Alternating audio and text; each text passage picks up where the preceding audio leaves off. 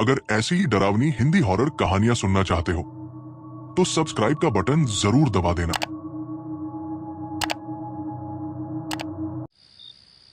दोस्तों, स्वागत है आपका मेरे चैनल कूल बड़ी ऑफिशियल में। मैं हूं शुभम और आज मैं आपके लिए लेकर आया हूं एक ऐसी सच्ची याद बीती जिसे सुनकर आपके रोंगटे खड़े हो जाएंगे। आज की कहानी है एक फॉरेस्ट ऑफिसर की आप बीती, एक ऐसा अनुभव जो सिर्फ डरावना ही नहीं बल्कि अंदर तक हिला देने वाला है। तो दोस्तों, अगर आप हमारे चैनल पर नए हैं तो अभी चैनल को सब्सक्राइब कर दीजिए ताकि आप हमारी इस हॉरर फैमिली का हिस्सा बन सके और ऐसी ही खौफनाक और दिल दहला देने वाली कहानियां सबसे पहले आप तक पहुंचती रहें। और हाँ, एक छोटी सी रिक्वेस्ट, इस कहानी को पूरा अंत तक जरूर सुनिएगा क्योंकि इसका अंत आपको सोचने पर मजबूर कर देगा। अगर कहानी आपको जरा सी भी पसंद आए तो एक लाइक जरूर कर दीजिएगा क्योंकि आपका एक लाइक ही मुझे अगली और भी खतरनाक कहानी लाने की हिम्मत देता है। तो बिना समय बर्बाद किए चलिए शुरू करते हैं आज की खौफनाक कहानी। मेरा नाम अरविंद सिंह है और मेरी पोस्टिंग झारखंड के एक घने और दूर दराज इलाके में स्थित सारंडा जैसे गहरे जंगल में हुई थी। ये जंगल इतना विशाल और घना है कि यहां दिन में भी सूरज की रोशनी पूरी तरह जमीन तक नहीं पहुंच पाती। चारों तरफ ऊंचे ऊंचे साल के पेड़, नीचे गीली मिट्टी की सोंधी गंध और हर वक्त हवा में एक अजीब सी नमी घुली रहती है। यहाँ के गांव वाले इस जंगल के पास आने से भी डरते हैं, खासकर रात के समय, क्योंकि उनका मानना है कि ये जंगल सिर्फ जानवरों का नहीं बल्कि कुछ और चीजों का भी घर है। जब मैं पहली बार यहाँ आया था तो मुझे ये सब अंधविश्वास लगा था। मेरे लिए ये बस एक नई पोस्टिंग थी जहां मुझे अपनी ड्यूटी निभानी थी। लेकिन धीरे धीरे मैंने महसूस किया कि इस जंगल का माहौल बाकी जंगलों से अलग है। यहाँ की खामोशी बहुत भारी है, जैसे हर पेड़, हर छाया आपको देख रही हो। दिन में भी कभी कभी अचानक ऐसा लगता था जैसे कोई आपके पीछे खड़ा है, लेकिन जब आप मुड़कर देखते तो वहां कोई नहीं होता। और रात तो यहां और भी ज्यादा खतरनाक हो जाती थी। जैसे ही सूरज ढलता पूरा जंगल एक अलग ही रूप ले लेता। झींगुरों की आवाज, दूर कहीं जानवरों की चीखें और बीच बीच में अचानक छा जाने वाली गहरी खामोशी, जैसे जंगल खुद सांस ले रहा हो। मेरी ड्यूटी अक्सर रात में पेट्रोलिंग की होती थी, इसलिए मुझे इन सब चीजों की आदत डालनी पड़ी। लेकिन एक जगह ऐसी थी जहां जाने से हर कोई बचता था। उसे लोग कंपार्टमेंट 17 कहते थे।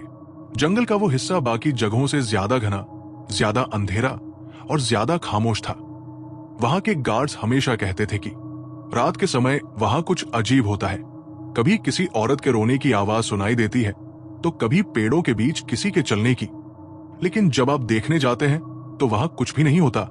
मैंने हमेशा इन बातों को नजरअंदाज किया क्योंकि मैं ऐसे किस्सों पर विश्वास नहीं करता था।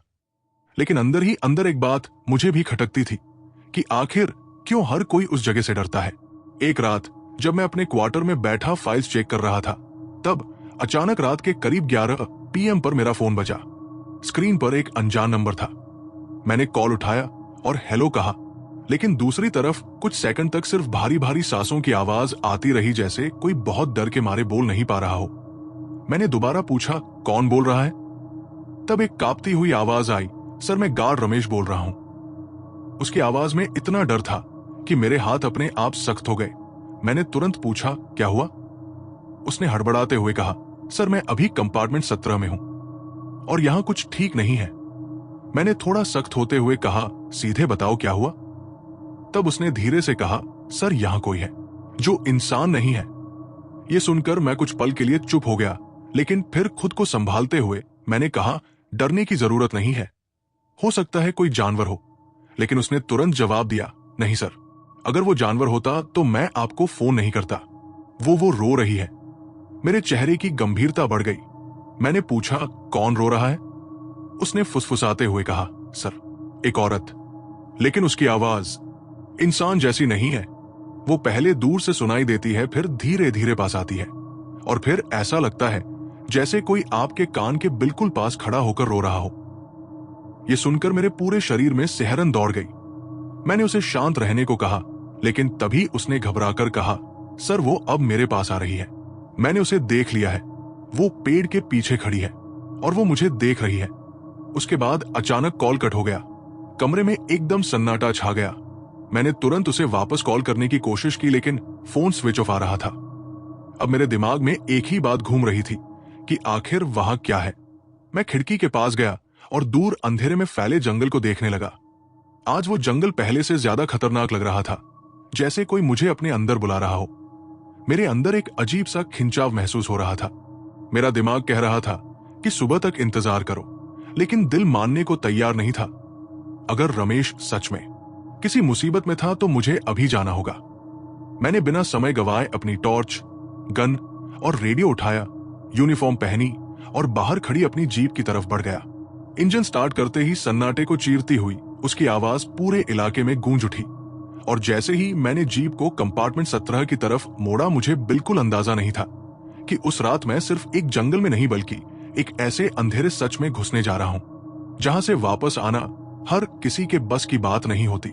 मैं जीप चलाते हुए धीरे धीरे कंपार्टमेंट 17 की तरफ बढ़ रहा था।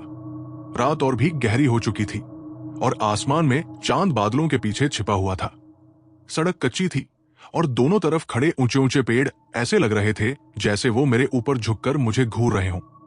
जीप की हेडलाइट्स उस अंधेरे को चीरने की कोशिश कर रही थी, लेकिन कुछ दूर जाकर वो रोशनी भी जैसे निगल ली जाती थी। हर कुछ सेकंड में ऐसा महसूस होता था जैसे कोई मेरी जीप के साथ साथ दौड़ रहा हो। लेकिन जब मैं साइड मिरर में देखता तो वहां सिर्फ काला अंधेरा होता। मेरा दिल धीरे धीरे तेज धड़कने लगा था, लेकिन मैं खुद को समझा रहा था कि ये सब मेरा वहम है। कुछ ही देर में मैं उस जगह पहुंच गया जहां से आगे जीप नहीं जा सकती थी। आगे का रास्ता बहुत संकरा और घना था। मैंने जीप बंद की और जैसे ही इंजन की आवाज रुकी, पूरा जंगल एकदम खामोश हो गया। इतनी खामोशी कि मुझे अपनी सांसों की आवाज तक साफ सुनाई देने लगी। मैंने टॉर्च उठाई और जीप से नीचे उतरा। जैसे ही मैंने पहला कदम जंगल के अंदर रखा, मेरे पैरों के नीचे सूखी टहनियां चटकी और वो आवाज उस सन्नाटे में बहुत तेज गूंज उठी। मैंने रेडियो ऑन किया और कहा, कंट्रोल, मैं कंपार्टमेंट 17 के अंदर जा रहा हूं, ओवर। लेकिन कोई जवाब नहीं आया। मैंने फिर से कोशिश की, लेकिन इस बार भी सिर्फ खामोशी, जबकि सिग्नल पूरा दिखा रहा था। यह पहली बार था जब मुझे हल्का सा डर महसूस हुआ। मैंने गहरी सांस ली और खुद को संभालते हुए आगे बढ़ने लगा। टॉर्च की रोशनी पेड़ों के बीच घूम रही थी और हर छाया मुझे किसी इंसान जैसी लग रही थी। कुछ दूर चलने के बाद अचानक मुझे लगा जैसे मेरे पीछे कोई चल रहा है, बिल्कुल मेरे कदमों के साथ कदम मिलाकर। मैं रुक गया और वो आवाज भी रुक गई। मैंने धीरे धीरे पीछे मुड़कर देखा, लेकिन वहां कोई नहीं था, सिर्फ वही घना अंधेरा। मैंने खुद को डांटा और आगे बढ़ने लगा, लेकिन अब हर कदम भारी लग रहा था। तभी अचानक दूर कहीं से एक हल्की सी आवाज सुनाई दी, जैसे कोई धीरे धीरे रो रहा हो। मैं एकदम रुक गया। मेरा दिल जोर जोर से धड़कने लगा। वो आवाज बहुत दूर से आ रही थी, लेकिन साफ थी। वो आवाज एक औरत की लग रही थी, लेकिन उसमें कुछ अजीब था। उसमें दर्द नहीं था, उसमें एक खिंचाव था, जैसे वो किसी को अपनी तरफ बुला रही हो। मैंने टॉर्च उस दिशा में घुमाई और ध्यान से सुनने लगा। आवाज धीरे धीरे और साफ होने लगी। अब ऐसा लग रहा था जैसे वो मेरे करीब आ रही है। मेरे हाथ में पकड़ी टॉर्च हल्की हल्की कांपने लगी। मैंने धीरे से कहा, कौन है वहां? लेकिन कोई जवाब नहीं आया, सिर्फ वही रोने की आवाज जो अब और भी करीब थी। अचानक मुझे अपने कान के बिल्कुल पास किसी के फुसफुसाने की आवाज सुनाई दी। मेरे पूरे शरीर में करंट सा दौड़ गया। मैंने झटके से पीछे मुड़कर देखा, लेकिन वहां कोई नहीं था। मेरा गला सूख चुका था और सांसें तेज हो चुकी थी। अब मुझे साफ समझ आ रहा था कि रमेश ने जो कहा था वो झूठ नहीं था। यहां सच में कुछ है, कुछ ऐसा जो इंसान नहीं है। मैंने खुद को संभालते हुए टॉर्च को कसकर पकड़ा और उस आवाज की दिशा में धीरे धीरे बढ़ने लगा। हर कदम के साथ वो रोने की आवाज और साफ होती जा रही थी। और फिर अचानक वो आवाज बंद हो गई, एकदम से, जैसे किसी ने उसे काट दिया हो। पूरा जंगल फिर से उसी डरावनी खामोशी में डूब गया। मैं वहीं खड़ा रह गया। मेरा दिल इतनी तेज धड़क रहा था कि मुझे लगा अभी बाहर निकल आएगा। तभी मेरी टॉर्च की रोशनी सामने एक पेड़ पर पड़ी और मैंने जो देखा उसने मेरे पैरों तले जमीन खिसका दी। उस पेड़ के पीछे से कोई झांक रहा था, एक औरत। उसका चेहरा आधा अंधेरे में छिपा हुआ था और आधा रोशनी में। उसकी आंखें पूरी सफेद थी, बिना किसी पुतली के, और वो मुझे घूर रही थी। बिल्कुल बिना पलक झपकाए। मैं वही जम गया। मेरे शरीर ने जैसे काम करना बंद कर दिया। मैं ना आगे बढ़ पा रहा था ना पीछे हट पा रहा था। कुछ सेकंड तक हम दोनों एक दूसरे को देखते रहे और फिर अचानक वो औरत धीरे धीरे मुस्कुराने लगी। लेकिन उसकी मुस्कान इंसान जैसी नहीं थी। वो बहुत ज्यादा चौड़ी थी, जैसे उसका मुंह अपने आप फट रहा हो। मेरा दिल डर से सिकुड़ गया। मैं चीखना चाहता था लेकिन आवाज नहीं निकल रही थी। और फिर एक पल के लिए मैंने पलक झपकाई और जब दोबारा देखा, वो वहां नहीं थी। वो गायब हो चुकी थी। लेकिन उसी पल मेरे पीछे से वही धीमी हंसी सुनाई दी। मेरा खून जम गया। मुझे अब साफ समझ आ गया था कि मैं इस जंगल में अकेला नहीं हूं और जो भी यहां है वो अब मुझे छोड़ने वाला नहीं है। मेरे पीछे से आती हुई उस धीमी और खिंची हुई हंसी ने मेरे पूरे शरीर को जकड़ लिया। मेरी सांसें तेज हो चुकी थी और दिल इतनी जोर से धड़क रहा था कि मुझे लग रहा था वो आवाज उस चीज तक भी पहुंच रही होगी। मैं धीरे धीरे पलटा, लेकिन जैसे ही मैंने पीछे देखा वहां कुछ नहीं था, सिर्फ वही काला अंधेरा और पेड़ों की लंबी लंबी परछाइयां। लेकिन वो हंसी अब भी गूंज रही थी, जैसे वो मेरे चारों तरफ घूम रही हो, कभी दाईं तरफ, कभी बाईं तरफ और कभी बिल्कुल मेरे कान के पास। मैंने खुद को संभालने की कोशिश की और टॉर्च को कसकर पकड़ लिया। ये सब दिमाग का खेल है, ये सच नहीं हो सकता, मैंने खुद से कहा। लेकिन अंदर कहीं ना कहीं मुझे पता था कि ये सच है और बहुत खतरनाक सच है। तभी अचानक मेरी नजर जमीन पर पड़ी। मिट्टी पर कुछ ताजा पैरों के निशान बने हुए थे।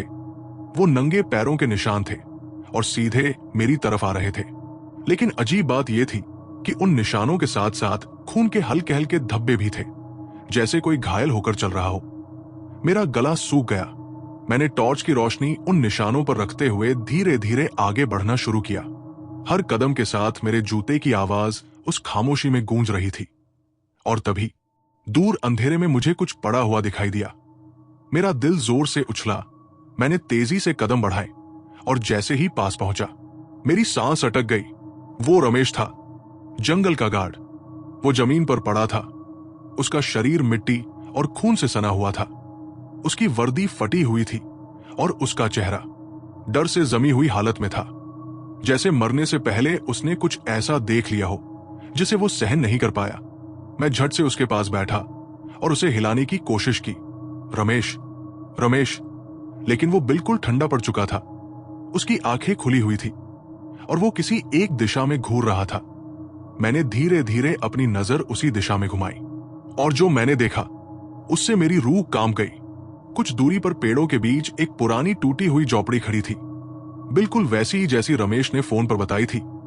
वो झोपड़ी आधी सड़ी हुई थी, उसकी दीवारें काली पड़ चुकी थी और दरवाजा आधा खुला हुआ था। हवा न होने के बावजूद वो दरवाजा धीरे धीरे अपने आप हिल रहा था। उस आवाज ने मेरे दिमाग को और भी भारी कर दिया। मैं कुछ पल के लिए वहीं बैठा रहा। मेरे सामने रमेश की लाश और सामने वो झोपड़ी, और मुझे साफ समझ आ गया था कि जो भी हुआ है उसका जवाब उसी झोपड़ी के अंदर है। मेरा दिमाग मुझे वहां जाने से मना कर रहा था, लेकिन मेरे कदम जैसे अपने आप उठने लगे। मैं धीरे धीरे खड़ा हुआ और टॉर्च को उस झोपड़ी की तरफ करते हुए आगे बढ़ने लगा। हर कदम के साथ मेरा डर और बढ़ता जा रहा था, जैसे कोई अदृश्य ताकत मुझे अंदर खींच रही हो। जैसे ही मैं झोपड़ी के करीब पहुंचा, अचानक मेरे रेडियो से तेज खड़खड़ाहट की आवाज आई। मैं चौंक गया। इतने समय से रेडियो बंद था और अब अचानक उसमें आवाज आने लगी थी। मैंने उसे उठाया। कंठ, रोल क्या आप सुन रहे हैं? लेकिन जो जवाब आया उसने मेरी रूह हिला दी। रेडियो से एक धीमी और खिंची हुई आवाज आई। वो इंसानी आवाज नहीं थी, वो उसी चीज की आवाज थी। मैं वही जम गया। मेरा हाथ कांपने लगा और रेडियो मेरे हाथ से गिर गया। अब मुझे पूरी तरह यकीन हो चुका था कि मैं जिस चीज का सामना करने जा रहा हूं वो इस दुनिया की नहीं है। लेकिन अब बहुत देर हो चुकी थी। मैं धीरे धीरे उस झोपड़ी के दरवाजे के सामने खड़ा था। अंदर घना अंधेरा था, जैसे कोई गहरा कुआं हो। मैंने अपनी टॉर्च अंदर डाली, लेकिन रोशनी जैसे निगल ली गई। मेरा दिल जोर से धड़क रहा था, सांसें टूट टूट कर आ रही थी। और तभी अंदर से वही औरत की आवाज फिर से आई, इस बार बहुत धीमी, बहुत पास से। मेरी उंगलियां ठंडी पड़ गई, लेकिन ना जाने क्यों मैंने धीरे से अपना हाथ बढ़ाया और उस झोपड़ी का दरवाजा पूरी तरह खोल दिया। और जैसे ही दरवाजा खुला, अंदर से एक तेज सड़ी हुई गंध मेरे चेहरे से टकराई और मुझे एहसास हो गया कि अब जो भी होगा वो मेरी जिंदगी हमेशा के लिए बदल देगा। जैसे ही मैंने उस जर्जर झोपड़ी का दरवाजा पूरी तरह खोला, एक सड़ी हुई, गीली और बदबूदार हवा मेरे चेहरे से टकराई। वो बदबू इतनी भयानक थी कि एक पल के लिए मेरा दम घुटने लगा, जैसे अंदर कई दिनों से कुछ सड़ रहा हो। मेरा गला अपने आप कस गया, लेकिन अब मैं पीछे नहीं हट सकता था। मैं धीरे धीरे एक कदम अंदर बढ़ा और टॉर्च की रोशनी चारों तरफ घुमाई। झोपड़ी अंदर से बाहर से भी ज्यादा खौफनाक थी। दीवारें काली पड़ चुकी थी, जैसे उन पर कभी आग लगी हो। लकड़ी की छत आधी टूटी हुई थी और हर कोने में मकड़ी के जाले लटके हुए थे। जमीन गीली थी, लेकिन वो पानी नहीं था, वो गाढ़ा काला पड़ा हुआ खून था, जो कई जगहों पर सूख चुका था और कई जगह अभी भी ताजा लग रहा था। मेरे जूते उस पर पड़ते ही हल्की सी चिप चिप की आवाज करने लगे। मेरा दिल तेजी से धड़क रहा था और हर सांस के साथ वो सड़ी हुई गंध मेरे अंदर जा रही थी। मैंने टॉर्च को थोड़ा आगे किया और तभी मेरी नजर दीवार पर पड़ी। वहां खून से कुछ लिखा हुआ था, टेढ़े मेढ़े अक्षरों में, जैसे किसी ने आखिरी ताकत से लिखा हो, भाग जाओ। मेरे हाथ कांप गए। मेरे दिमाग में रमेश की लाश का चेहरा घूम गया। शायद ये उसी ने लिखा था, या शायद उससे पहले कोई और भी यहां आया था और वापस नहीं गया। तभी अचानक झोपड़ी का दरवाजा मेरे पीछे से जोर से बंद हो गया, धड़ाम। मैं बुरी तरह चौंक गया। मैंने पीछे मुड़कर देखा, लेकिन दरवाजा अब पूरी तरह बंद था। मैंने दौड़कर उसे खोलने की कोशिश की, लेकिन वो हिल भी नहीं रहा था, जैसे किसी ने बाहर से कसकर पकड़ लिया हो।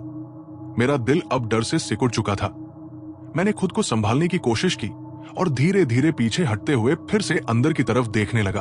तभी मुझे एक हल्की सी आवाज सुनाई दी, टप टप, जैसे कहीं से पानी टपक रहा हो। लेकिन ये पानी नहीं था, वो खून था। मैंने टॉर्च ऊपर की तरफ घुमाई और जो मैंने देखा उसने मेरे पैरों तले जमीन खिसका दी। छत से एक इंसानी शरीर उल्टा लटका हुआ था। उसके हाथ पैर बुरी तरह मुड़े हुए थे और उसका गला लगभग आधा कटा हुआ था। उसी कटे हुए हिस्से से खून की बूंदें नीचे गिर रही थी। मेरी सांस रुक गई, मेरी आंखें फटी की फटी रह गई। वो शरीर धीरे धीरे हिल रहा था, जैसे अभी भी उसमें जान हो। तभी अचानक उसकी आंखें खुल गई, सफेद, बिल्कुल सफेद, बिना पुतली के, और उसका मुंह धीरे धीरे खुला। एक खिंची हुई, दर्द भरी लेकिन अजीब आवाज उसके मुंह से निकली। मैं पीछे हट गया। मेरा पैर किसी चीज से टकराया और मैं जमीन पर गिर पड़ा। टॉर्च मेरे हाथ से छूटकर दूर जा गिरी और उसकी रोशनी घूमती हुई पूरे कमरे में फैलने लगी। उसी रोशनी में मैंने देखा, मैं अकेला नहीं था। उस झोपड़ी के कोनों में कई परछाइयां खड़ी थी, इंसानों जैसी, लेकिन बिल्कुल स्थिर, जैसे वो मुझे देख रही हो। मेरा गला सूख गया, मैं हिल भी नहीं पा रहा था। तभी एक ठंडी उंगलियों वाला हाथ मेरे पैर को छू गया। मेरा शरीर सिहर उठा। मैंने डरते हुए नीचे देखा और मेरी चीख निकल गई। वो वही औरत थी। उसका चेहरा अब पहले से भी ज्यादा डरावना था। उसकी त्वचा सड़ी हुई थी, आंखें पूरी सफेद, और उसका मुंह अस्वाभाविक रूप से ज्यादा खुला हुआ था, जैसे वो मुझे निगल जाएगी। वो धीरे धीरे मेरे पैर को पकड़कर अपनी तरफ खींच रही थी और उसकी उंगलियां मेरी त्वचा को जला रही थी, जैसे उसमें आग हो। मैं पूरी ताकत से खुद को छुड़ाने की कोशिश कर रहा था, लेकिन उसका पकड़ और मजबूत होती जा रही थी।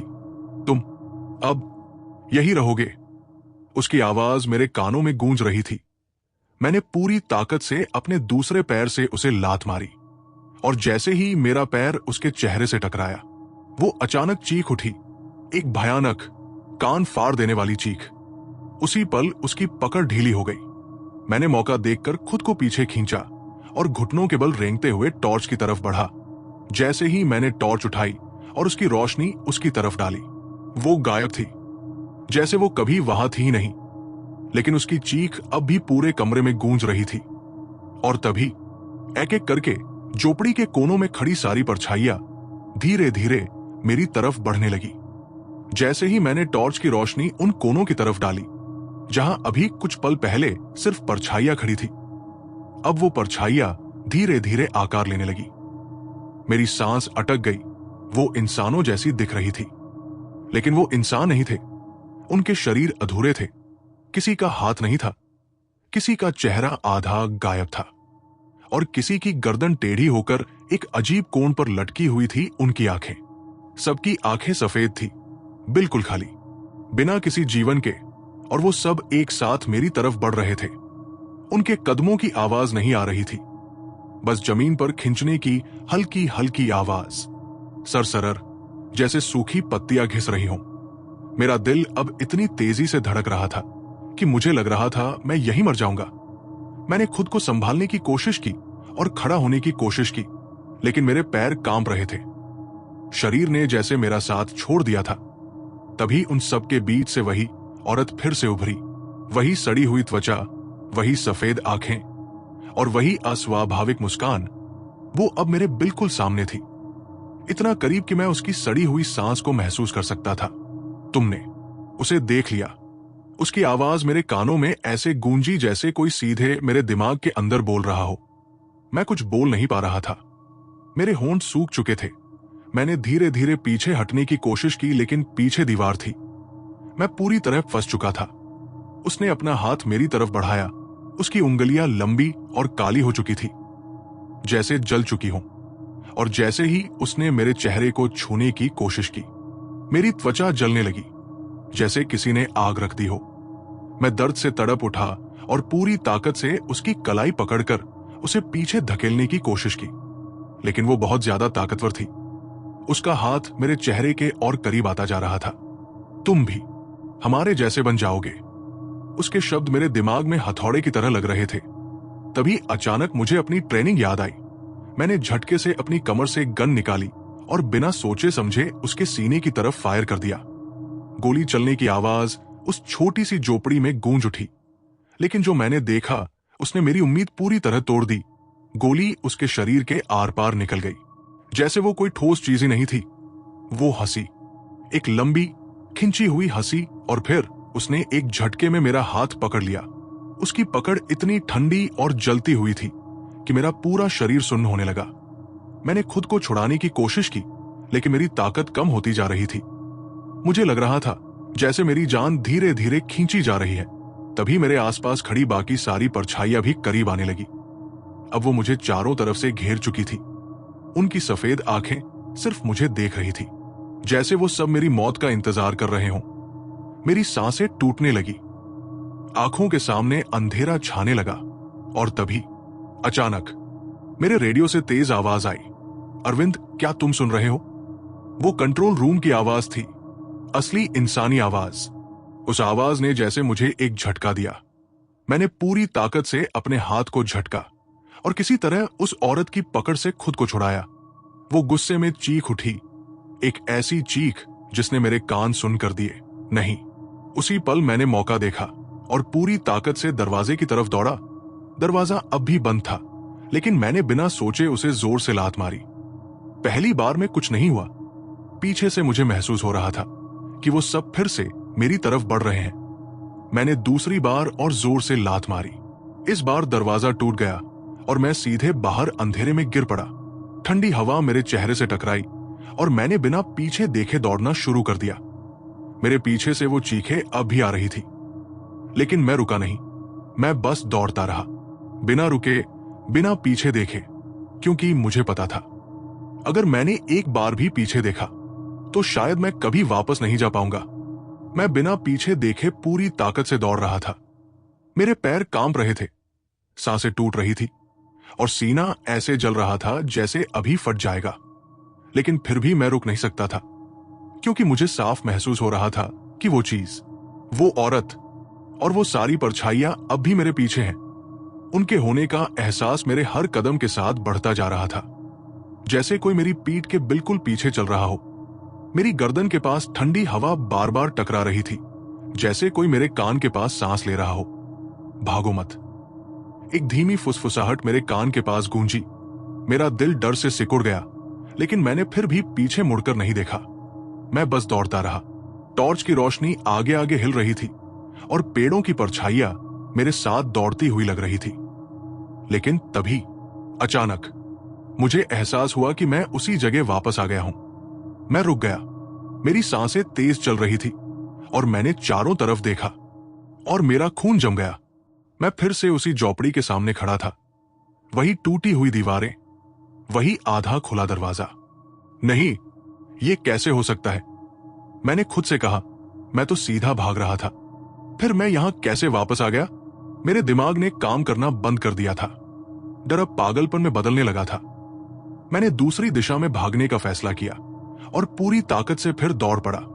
इस बार मैंने और ज्यादा तेज दौड़ने की कोशिश की, झाड़ियों को चीरते हुए, पेड़ों से टकराते हुए। लेकिन कुछ देर बाद मैं फिर रुक गया, क्योंकि मेरे सामने फिर वही झोपड़ी खड़ी थी, बिल्कुल उसी जगह, जैसे जंगल मुझे बाहर जाने ही नहीं दे रहा था। मेरे हाथ से टॉर्च लगभग छूट गई। ये सपना है, ये सच नहीं हो सकता। मैं बड़बड़ाने लगा। तभी अचानक मेरे पीछे से कदमों की आवाज आई। अब मैं खुद को रोक नहीं पाया। मैंने डरते हुए धीरे धीरे पीछे मुड़कर देखा और मेरी सांस वही अटक गई। वो औरत थोड़ी दूरी पर खड़ी थी। इस बार उसका चेहरा और भी ज्यादा विकृत था। उसकी गर्दन एक अजीब कोण पर टेढ़ी थी और उसके बाल हवा में अपने आप उड़ रहे थे, जबकि वहां हवा बिल्कुल नहीं चल रही थी। उसकी सफेद आंखें सीधे मुझे घूर रही थी और उसके पीछे वो सारी परछाइयां खड़ी थी, जैसे उसकी सेना हो। उसकी आवाज पूरे जंगल में गूंज गई। मैं पीछे हटने लगा, लेकिन मेरे पैर जैसे जमीन में धंस गए थे। मैं हिल भी नहीं पा रहा था। तभी उसने धीरे धीरे अपना हाथ उठाया और जैसे ही उसने इशारा किया, उसके पीछे खड़ी सारी परछाइयां एक साथ मेरी तरफ दौड़ पड़ी। मेरा दिल जोर से उछला और उसी पल जैसे मेरे पैरों को फिर से जान मिल गई। मैं मुड़ा और पूरी ताकत से दौड़ पड़ा। इस बार मैं चिल्ला भी रहा था, कोई है, मदद करो। लेकिन मेरी आवाज उस जंगल में कहीं खो रही थी।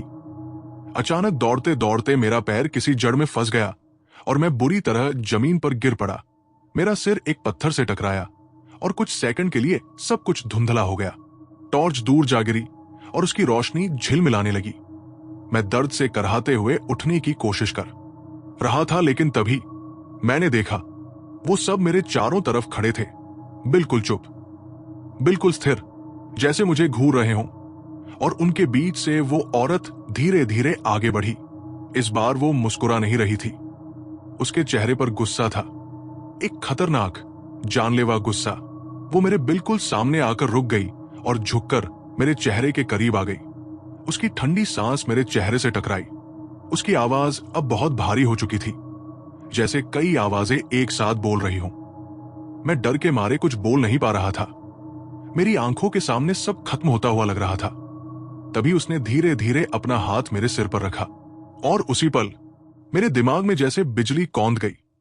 अचानक मुझे कई अजीब अजीब तस्वीरें दिखने लगी, जैसे कोई मेरे दिमाग में जबरदस्ती यादें डाल रहा हो। मैंने देखा वही झोपड़ी, लेकिन वो नई थी।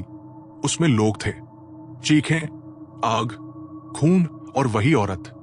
लेकिन इस बार वो इंसान थी और वो जल रही थी, जिंदा। उसकी चीखें पूरे जंगल में गूंज रही थी। बचाओ! मैं दर्द से तड़प उठा। मेरा सिर फटने लगा था और फिर अचानक सब कुछ बंद हो गया। मैं हांफते हुए जमीन पर गिर गया। वो औरत अब भी मुझे देख रही थी, लेकिन इस बार उसकी आंखों में गुस्से के साथ साथ कुछ और भी था। मैं जमीन पर पड़ा हुआ हांफ रहा था। मेरा सिर अब भी दर्द से फटा जा रहा था और दिमाग में वो सारी डरावनी तस्वीरें बार बार घूम रही थी। वो झोपड़ी, वो आग, वो चीखें और वो औरत जो जिंदा जल रही थी।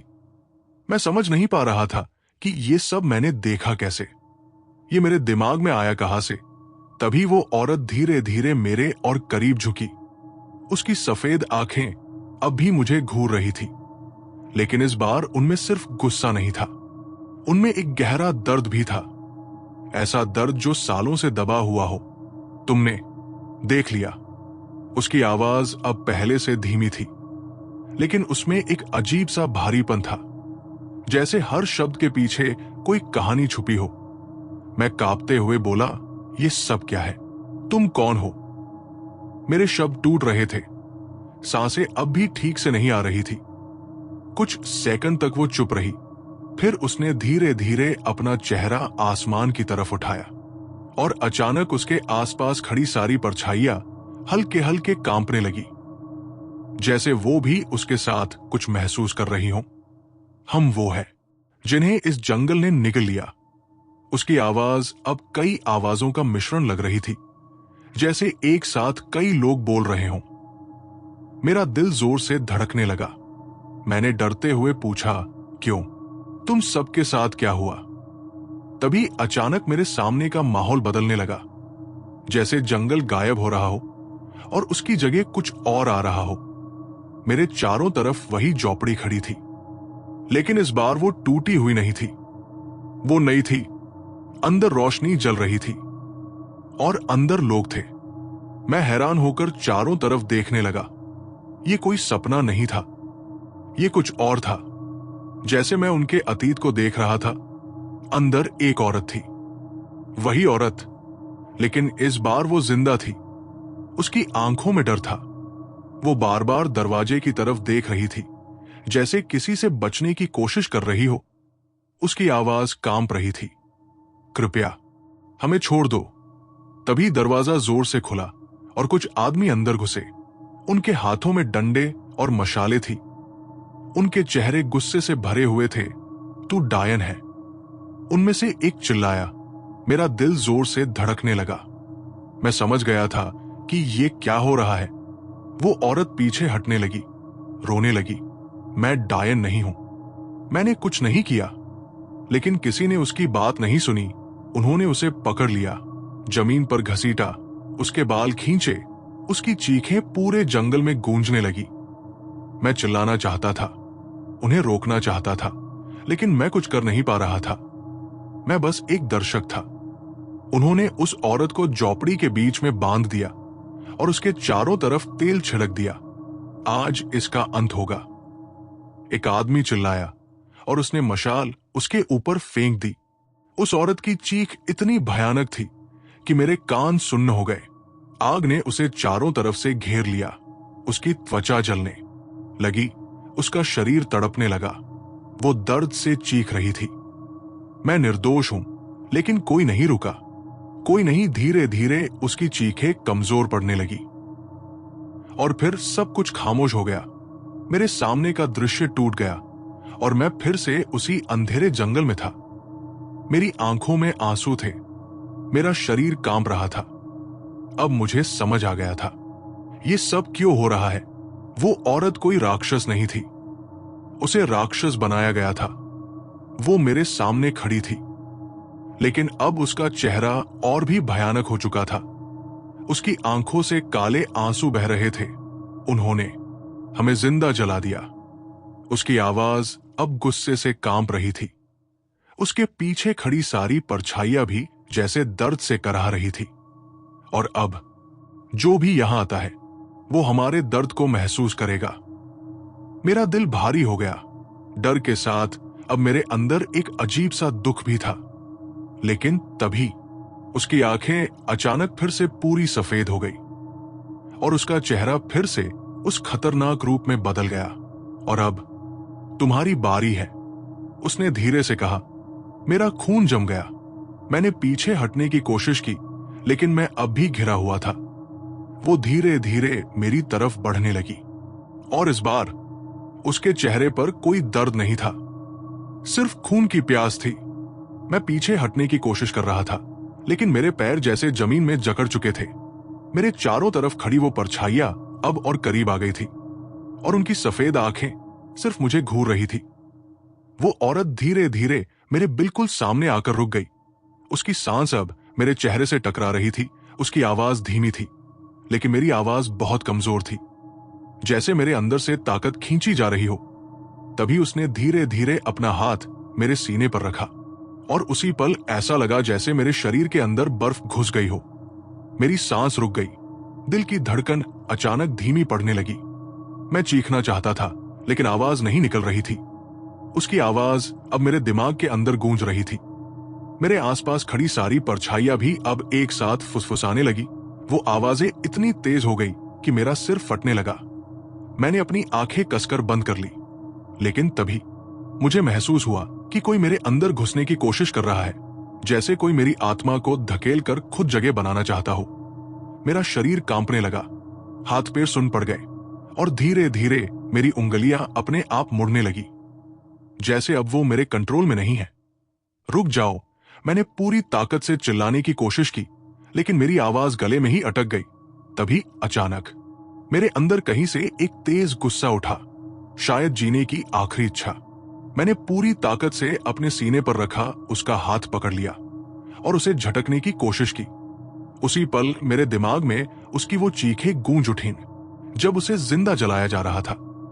मैं निर्दोष हूं। मेरा दिल जोर से धड़कने लगा और अचानक मुझे एहसास हुआ, वो सिर्फ बदला नहीं चाहती, वो दर्द से आजादी चाहती है। मैंने कांपते हुए उसकी आंखों में देखा और किसी तरह बोल पाया, तुम गलत लोगों को सजा दे रही हो। वो एक पल के लिए रुक गई, उसकी पकड़ थोड़ी ढीली हुई, उसकी आंखों में एक अजीब सा कंपन आया। मैं दोषी नहीं हूं, मैंने धीरे से कहा।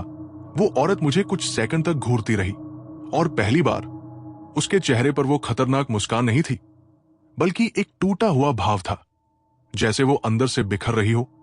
उसकी आवाज अब बहुत धीमी थी, लेकिन उसी पल उसके चेहरे पर फिर से बदलाव आया। उसकी आंखें फिर से पूरी सफेद हो गई और उसका चेहरा गुस्से से भर गया। नहीं, बहुत देर हो चुकी है, उसने जोर से चीखा और अचानक उसकी पकड़ फिर से मजबूत हो गई, इस बार और भी ज्यादा ताकत के साथ।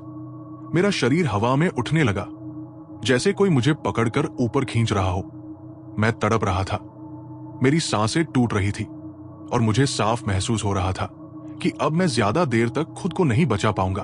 तुम अब हमारे बनोगे, उसकी आवाज पूरे जंगल में गूंज रही थी। और तभी अचानक दूर कहीं से जीप की आवाज सुनाई दी। मेरी आंखों में एक उम्मीद की चमक आई, वो भी एक पल के लिए रुकी। उसका चेहरा गुस्से से और ज्यादा विकृत हो गया। कोई आ रहा है, उसने दहाड़ते हुए कहा, और उसी पल उसने मुझे जोर से जमीन पर पटक दिया। मेरा सिर फिर से पत्थर से टकराया और मेरी आंखों के सामने अंधेरा छा गया। आखिरी बार जो मैंने देखा वो था उसका चेहरा, जो गुस्से और दर्द के बीच फंसा हुआ था। और फिर सब कुछ काला हो गया। जब मेरी आंखें धीरे धीरे खुली तो सबसे पहले मुझे तेज सफेद रोशनी दिखाई दी, जैसे कोई टॉर्च सीधे मेरे चेहरे पर डाली गई हो। मेरे कानों में कुछ आवाजें गूंज रही थीं। सर उठिए, आप सुन पा रहे हैं? मैंने पलकें झपकाई और सामने अपने ही स्टाफ के 2 गार्ड्स को देखा। उनके चेहरे पर घबराहट साफ नजर आ रही थी। सर आप ठीक है? उन्होंने मुझे सहारा देकर उठाया। मेरा सिर अब भी घूम रहा था, शरीर पूरी तरह टूट चुका था। मैंने चारों तरफ नजर दौड़ाई, लेकिन वो जंगल, वो परछाइयां, वो औरत, कुछ भी नहीं था। सब कुछ बिल्कुल सामान्य था, जैसे यहां कभी कुछ हुआ ही नहीं। सिर्फ ठंडी हवा चल रही थी और पेड़ों की हल्की सरसराहट सुनाई दे रही थी। मैंने घबराकर पूछा, वो औरत, तुम लोगों ने उसे देखा?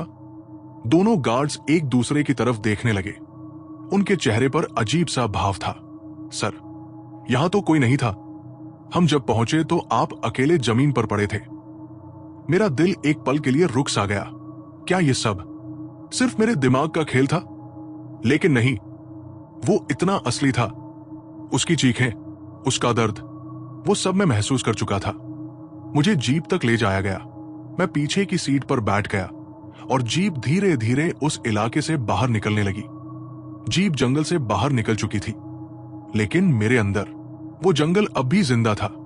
उस रात के बाद मैं अपने क्वार्टर में आ गया। सब कुछ सामान्य दिख रहा था। लोग मुझसे पूछ रहे थे, सर अब ठीक है ना? और मैं बस सिर हिला देता, लेकिन अंदर से मैं पूरी तरह टूट चुका था। रात को जब मैं अकेला अपने कमरे में था तो हर छोटी सी आवाज मुझे चौंका रही थी। पंखे की आवाज, खिड़की की हल्की खड़खड़ाहट, सब कुछ। मैं बिस्तर पर लेटा हुआ था और नींद मेरी आंखों से कोसों दूर थी। इस घटना के बाद कुछ दिन के लिए मैंने छुट्टी ले लिया और अब दूसरी जगह अपनी पोस्टिंग करवा ली।